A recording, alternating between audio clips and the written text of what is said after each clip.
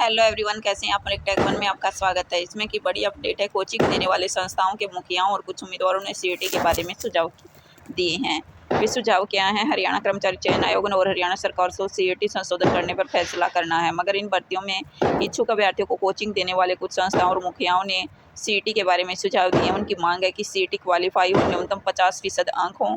उन्होंने यह सुझाव दिया कि परीक्षा कैलेंडर का प्रकाशन किया जाए। किसी भी प्रक्रिया का पहला चरण घटना की तारीखों का सीमांकन चाहिए ताकि अभ्यर्थी उस परीक्षा के समय और कार्यक्रम के समझ सकें, इसके लिए तैयारी कर सकें। इसलिए एचएससी को अपनी आधिकारिक वेबसाइट पर परीक्षा कैलेंडर को प्रकाशित करना चाहिए, जिसे आयोग इस उद्देश्य के लिए तिथि को उपयुक्त समझे। यह प्रस्ताव एचएससी, आरआरबी सहित पूरे भारत के विभिन्न भर्ती एजेंसियों के साथ कई राज्य की भर्ती एजेंसियां, एचपीएससी, राजस्थान कर्मचारी चयन आयोग और निकटवर्ती राज्य भर्ती एजेंसियों से लिया गया है। परीक्षा पाठ्यक्रम प्रकाशन। परीक्षा के संचालन का दूसरा चरण पाठ्यक्रम का सीमांकन होना चाहिए, जिसके चारों ओर प्रतिभागियों का परीक्षण किया जाना चाहिए।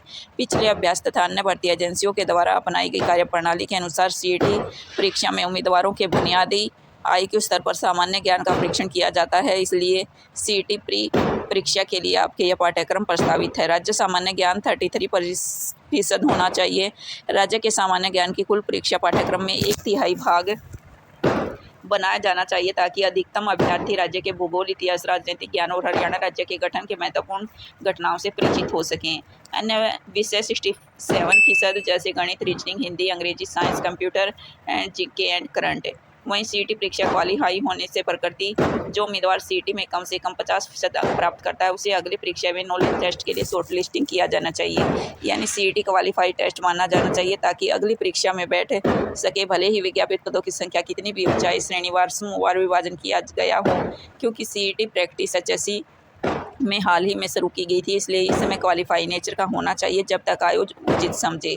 हर साल ग्रुप सी और डी के लिए सीईटी परीक्षा हो। हर साल ग्रुप सी और डी के लिए सीईटी परीक्षाएं होनी चाहिए। ग्रुप डी के सीईटी में पहले तकनीकी पदों समेत ग्रुप सी का सीईटी होना चाहिए, इसके बाद ग्रुप डी पद का सीईटी होना चाहिए, क्योंकि न्यूनतम योग्यता के रूप में 10वीं पास होना आवश्यक है।